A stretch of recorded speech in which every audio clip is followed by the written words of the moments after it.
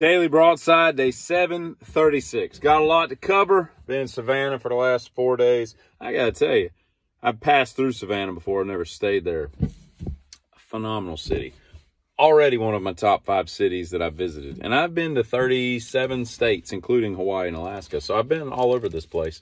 And it was just a great, great place. Reminded me of a cross between Charleston and Williamsburg, Colonial Williamsburg. But a lot of, walk-ups, and it was just, the architecture was really cool. And down by the river, the Savannah River on River Street, everything is just old school. Like, you feel like you're in like a catacomb, and all these businesses and restaurants and bars and stuff. It's really cool. So I get down there Tuesday afternoon. I checked into the Embassy Suites. A little pricey, $3.90 a night. Stayed there for a couple nights, and I moved to another part of town to get an Airbnb for the remainder of my stay. And I went out on the town, ate at a nice Cuban restaurant. It was really authentic and cool. I get back, and the second night, right, I go out. We go down to the bar district down there in the restaurants and everything. Eat at a nice Italian place called Graffito's. Some of the best pizza I've had in a long time.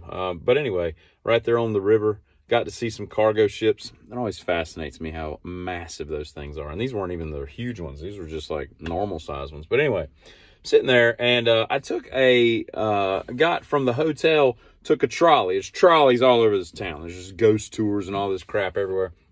And there's more, you don't see one cab. It's just trolleys everywhere. So everybody's on a trolley. So I take a trolley from the hotel down to the waterfront there. So I don't want to, because I didn't feel like walking a half a mile.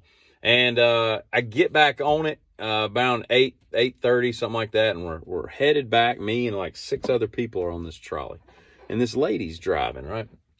So she finally takes off. And the river street goes along the river, and it's got sets on it, not cobblestones, but like sets. It's just huge chunks of uneven granite and stuff that's been quarried and all. It's got the old rail system from the actual trolleys that used to run down there. We go up this really fairly steep incline to cut back over to Bay Street, which is like the main street that's, a higher elevation, the main normal road there that kind of parallels River Street.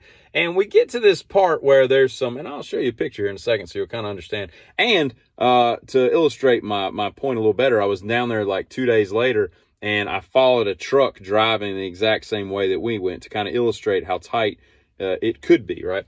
Well, we get up there, and there's like some yellow poles cemented into the ground on the left. And then on the right, some asshat in an F-150 has parked his truck where he's not supposed to park. And so I'm sitting on the right side, the F-150 side of this very large trolley. And I'm looking, there's like a railing right here, and I can just lean my head out of the trolley. And I'm looking, and I'm like, man, that's really tight. And I'm like, well, she's going for it and all this. And I'm like, oh, we're going to make it. And about that time, I look back, and she just takes off the whole left rear of the F-150. Brake light assembly just explodes. Obviously those trucks are made out of aluminum. So like the bed, the tailgate, everything's, the bumper, everything's just implodes. And I'm like, I'm looking back, I'm watching this happen. I should have videoed it, but I really thought we were going to make it. And we did not. And so she keeps on going. And I'm like, now I got to wait for the dang police. They're going to be here all night. Nope, we didn't. When you're riding with her, you just keep on going. And so everybody's kind of dumbfounded, like, pretty sure that was a hit and run, and that probably violates Georgia law. And we keep going. So after about a minute or so, she pipes up, and she's like, he's not supposed to park there. And I'm thinking to myself, no, he's not, but you can't just hit him just because he's parked. I mean, that would be a weird society that we would live in, because a lot of people park improperly. We can't just hit them. And then, and nobody says anything. So I guess to bolster her argument of why it was justified to just destroy that truck that was only like 3 or 4 years old, she then says, she's like, I can't back up. And she's right. She couldn't have backed up. There's nowhere to turn that big thing around where we were in that alley and all this. And I'm still like, yeah, it still doesn't really compute with why you hit the car. You still can't just hit cars. You have to unfortunately wait for this moron to get out of the way, or the police or someone to come and remove him with the tow truck or whatnot. And so we ride back to the hotel. Everybody's just kind of, all right, get back to the hotel. And as I'm getting off, she's like, well, I guess I need to call my boss. And I'm like, you probably need to call the police. That's probably your first phone call. I'm just guessing, because you're probably wanted for hit and run by now. that guy's going to come back out to a destroyed truck and probably going to want some police intervention to kind of right the wrong. And, you know, maybe he gets a parking ticket. I don't know. But nevertheless, I thought that was kind of funny. So I get off. And the great thing about it is, you know, this hotel, of course, had happy hours. You get a couple drinks. And you can drink out in the open there. It's pretty cool, you know. So everybody's on the trolley, like, you know, enjoying their beverages. I'm drinking some rum and cokes and all. I went down to the restaurant, switched to old fashions, you know. So I've had a few drinks and all. Not enough to understand the complexities of hit and run. But at any rate, I get up the next day and we dick around for a while and do some stuff. And what was it? The next night, I decide I'm going to go on a riverboat cruise. And so this is where it all kind of went downhill. Part 2 in just a minute, because it'll take me a minute to describe it. So part 2, I'm on a riverboat cruise. It's Thursday night, or is it Wednesday night? It's Thursday night.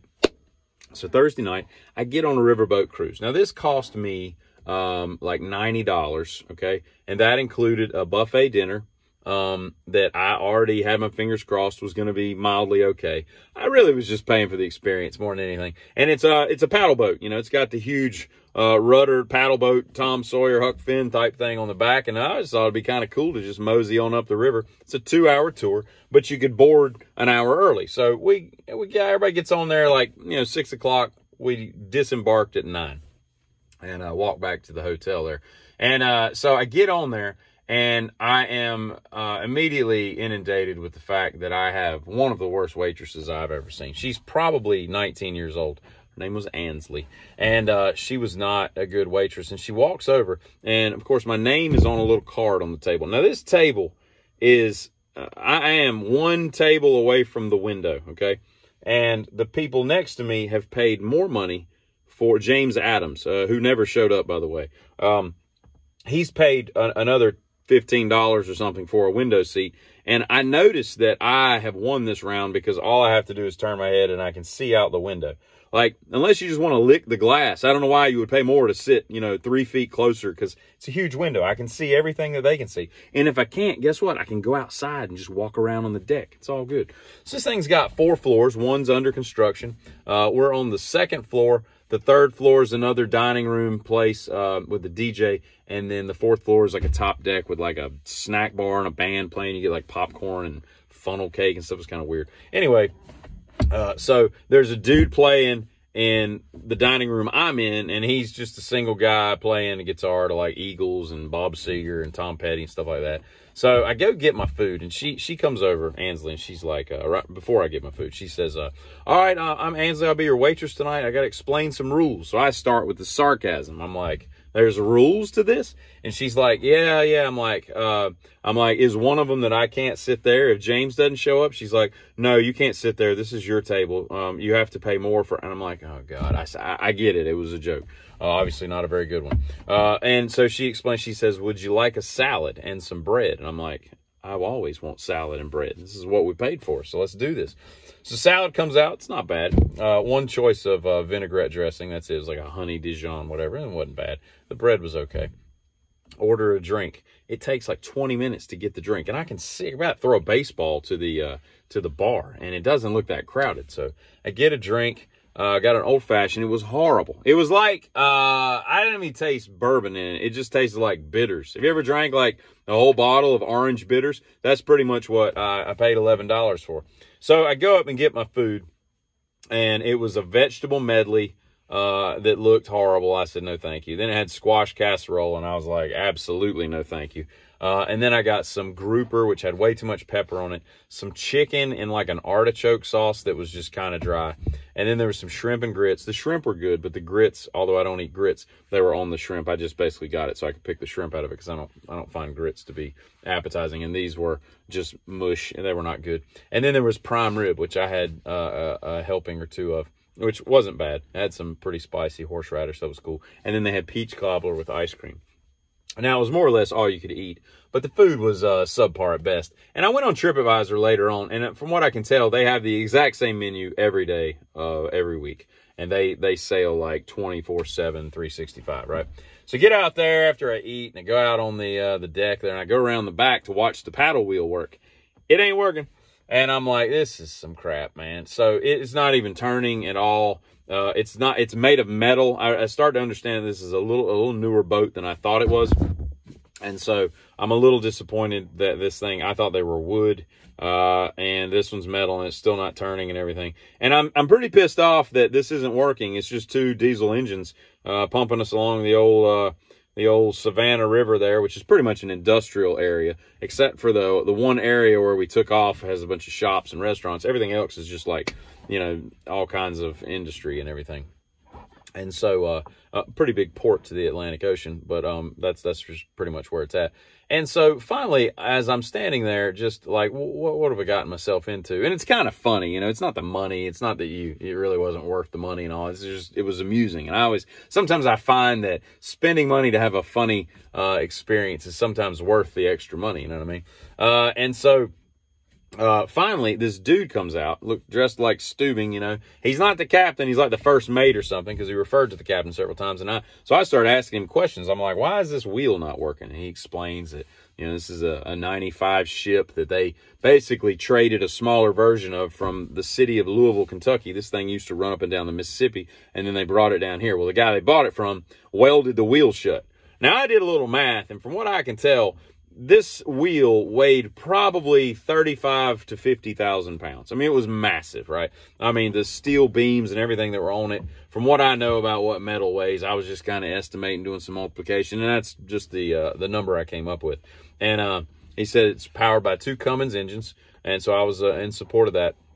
And then he tells me that, you know, it's brackish water, so, you know, they just stopped using it and have never had it used or anything. It's not necessary. And it's really for looks anyway, because, you know, all this. But I get done with that and walk back, get disembarked, you know, and it was an interesting experience. At least I can say I did it, right? And walk back to the old hotel there. And or actually, I take that back. I was in the Airbnb by this time. And I go back and I stop in a Irish pub to have a couple drinks on the way back. And I walk in, I'm like, could I have an old fashioned? Because it was like a theme of the week. This is what I was drinking. And the girl back there, she's like, yeah, this is a little lower end unit than what you're looking for. And she's like, how about whiskey on the rocks? I'm like, all right. So I started drinking Jameson straight. And this is like a dive bar, Irish bar. I've never been in this before. Like the bartender's like yelling up a cussing storm because apparently the Yankees and maybe the Royals is what it looked like were playing in some big baseball tournament. And he was all upset and everything. And it was just really weird. And so I walked back to the room and I'm staying in like a high rise. I'm on like the 2nd floor of this high rise apartment in the Liberty Street area. It was really cool. Again, pretty cool town. And all this, and yeah, I will continue the last part. Uno momento. Hopefully, get back to the room, go to bed, hang out for a little bit, and then go to bed. Had another drink before bed, and then it was like a New York studio apartment kind of thing. It was a weird feel, but one thing about it though, it had a sink. I'll have to show you a picture. Actually, pause one. I'll show you the sink.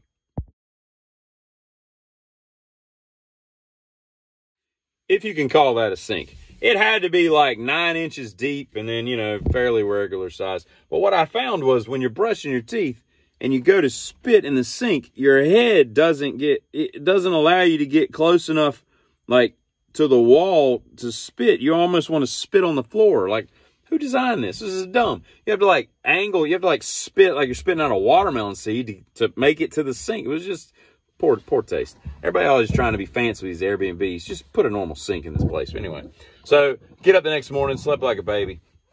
It was dark as hell in there, and the air conditioner never stopped. Sounded like a jet engine running.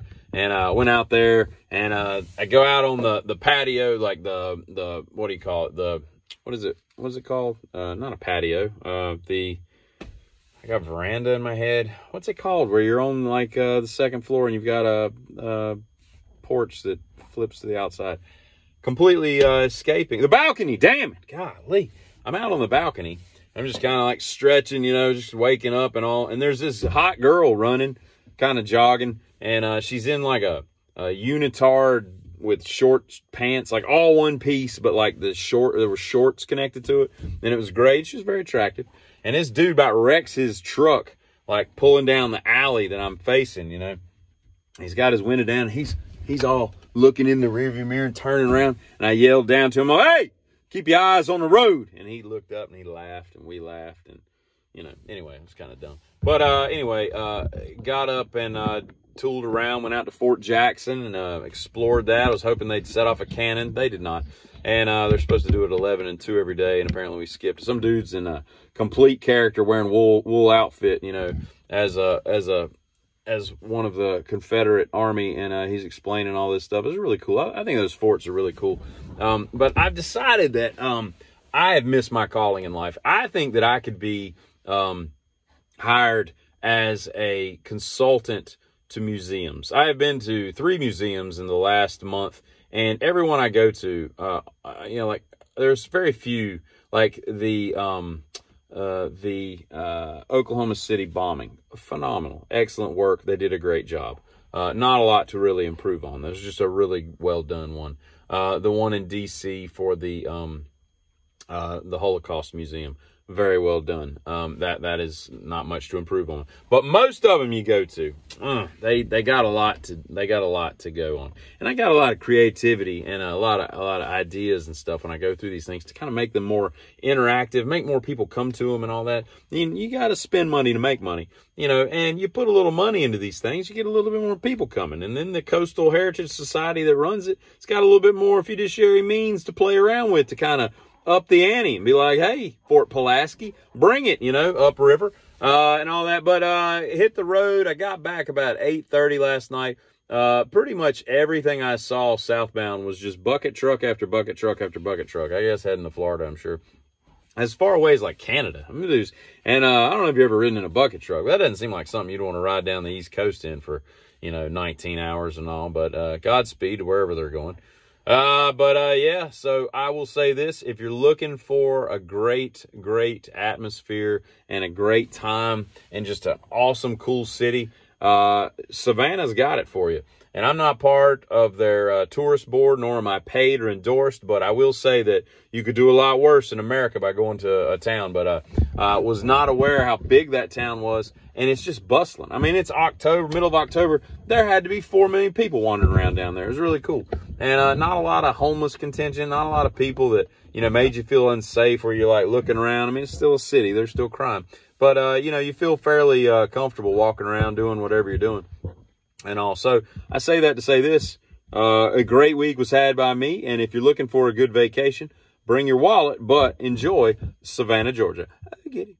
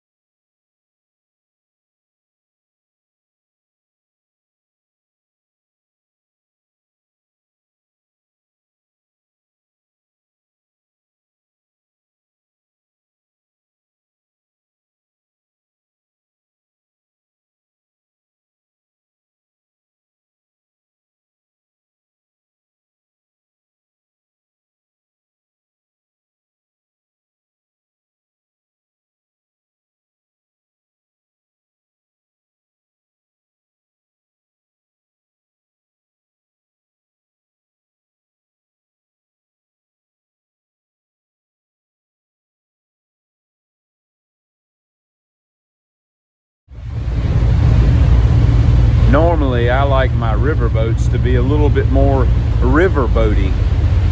Some bitch is just diesel powered.